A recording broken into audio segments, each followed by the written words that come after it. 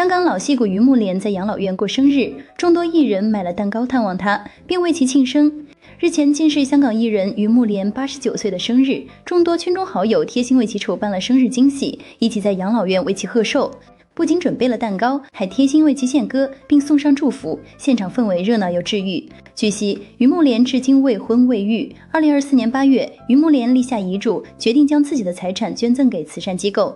2026年1月，于慕莲决定捐出自己超过1200万港币的全部身家，其中包括了廉租房，还有一部分存款。而他在遗嘱中也特意交代，不要葬礼和墓地，骨灰撒在花园或大海。据悉，于慕莲一直在堅持做公益事業，你們香港老戲骨真的值得讓人尊敬啊！